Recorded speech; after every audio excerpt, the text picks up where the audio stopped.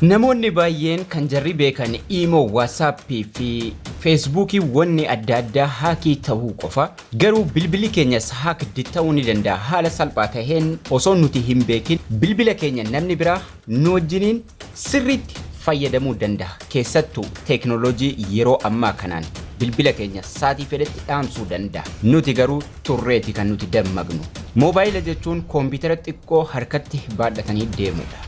Kanaafuu moobaayila keessan yeroo mara sirrii ta'uu isaa protected secured ta'uu isaa wantoota nu hordofan irraa bilisa ta'uu isaa beekuu qabna hordofuu qabna haala kamiin hordofuu dandeenya sirriitti waliin ilaalla namoonni maatii chaanaalii yuutuubii Abdul App hin taane subscribe gochuun laayikii sheerii hiriyoota keessaniif gochuu hin dagatina. Mallattoolee bilbilli keenya namni nu waliin fayyadamaa jiraachuu ibsan keessaa inni tokkoffaan bilbilli keenya ka duraanii irra ho'a guddisu. Calliseetuma osoo nuti waan baay'ee hin fayyadamin bilbilli keenya harka keenya irratti ho'uu eegaluu chaarjii akka malee fixuu akkasuma osoo neetworkii gahaa qabnu neetworkiin nu jalaa dadhabu yookaan konneekshinii dadhabaa ta'uu dabalataanis bilbilli keessan ka duraanii irra ni hallage taanaan yeroo isin tuqxan dafee waan adda addaa hin banu taanaan yeroodhaan sirreeffachuu qabdu.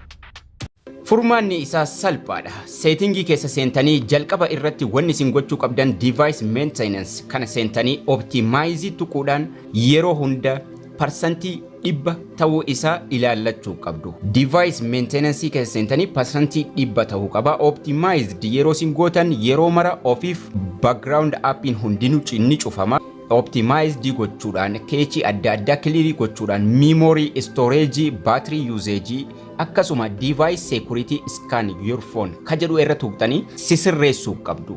Amma kana wannin isinitti agarsiiseef keessattuu namoota bilbilli keessan stack isin jalaa ta'uuf yeroo isin waan takkara tuqxan wanni sun dafee isiniif hin banu. Furmaata gara device stolen ta'e yookaan immoo nama isin wajjin fayyadamaa jiru haala kamiin beekuu dandeenya? Salphaadha. Bilbila keessanirra bakka koolii irra seentanii star hash bakka duwwaa kanarratti jechuudha bakka bilbila irratti barreessitan kana irra seenuudhaan inni jalqabaa koodiin inni jalqabaa kan waan hunda wanni namni nu wajjin fayyadamaa jiraachuuf dhiisuu isaa kan nutti agarsiisu koodii ajaa'ibaati star hash 21 jennee mallattoo maslaalii kana yookaan hashtagii kana tuquudhaan ni bilbilaa jechuudha.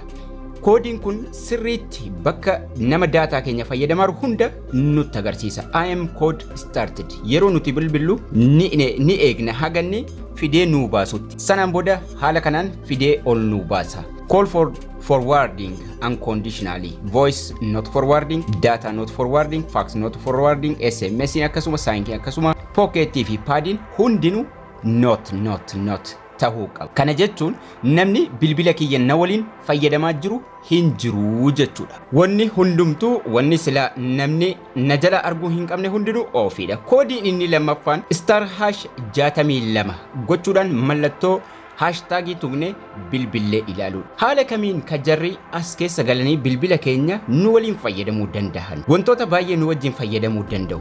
Koodiin jarri ittiin fayyadaman IM bilbilaa fayyadamu yeroo baay'ee.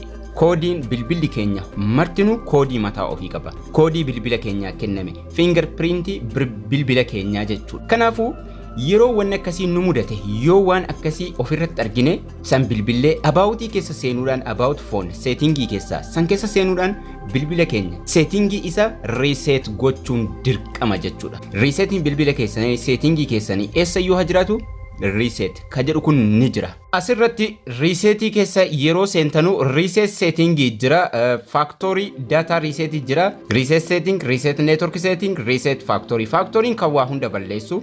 Dhimmi network reset network settingin ka gidduu jiru waan settingi networkii nu jalaa bade adda adda reset godha. Kan nuti fayyadamnu reset settingidha ka jalqaba. Reset settingii qofa kan nuti goonu settingii bilbila keenya sirreessina jechuudha. Isa ta'uu fi sirreessa yeroo nuti resetii goonu. Wanni isin hubachuu qabdan viidiyoo kana haga dhumaatti daawwattan taanaan resetii gochuu hiyyaalina. Sababni isaatis dhuma irratti kan isinitti agarsiisu taha password wifi irra deebi'ee isin gaafata maaliif remove irraa godha akkasuma bilbila keessan paaswordii irraa kaasa jechuudha. Paaswordii bilbila keessanii boodatti godhattu. Kanaan ala suuraa iimeelii fi wantoota bilbila keessan keessa jiran wannoota isin barbaachisan takkallee hin balleessu. Daataa waan jedhame hundayyuu isin jalaa hin balleessu jechuudha. Haakdii kan ta'e qofa sirreessa. Sanaan booda reset setting ka jedhu kana irra tuqna. Reset setting kanarra yeroo tuqxan yoo bilbilli keessan paaswordii qabaate isin gaafata. All setting will be reset to the default and can be recovered. To apply the new setting, your phone will restart. Yeroo reset setting kana tuqxan wanni hundinuu bakkatti deebi'a. Setting original isinii goona. Bilbilli keessan sanaan booda cufee banamaa jechuudha. Yeroo cufamee banamu achumaan sirraa wanni hundinuu. Wanni osoo haga dhumaatti hin laalin resetii hin godhina isiniin jedheef namoonni wifi keessan paaswordii hin beekne sanaan booda namni itti isinii galchu yookaan nama na sirreessa jechuu jalqaba qopheeffachuu qabdu jechuudha. Paaswordii wifi hin beektan al tokko mana itti isinii galfameera taanaan. Kanaafuu paaswordii keessan waan irra deebi'ee isin gaafatuuf jalqaba akkaataa paaswordii itti guuttan sana qopheeffachuu qabdu. Garuu paaswordii keessan ni beektu taanaan gochuun dirqama.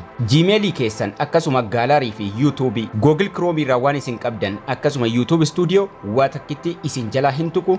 Ho'ina bilbila keessanii ni sirreessa.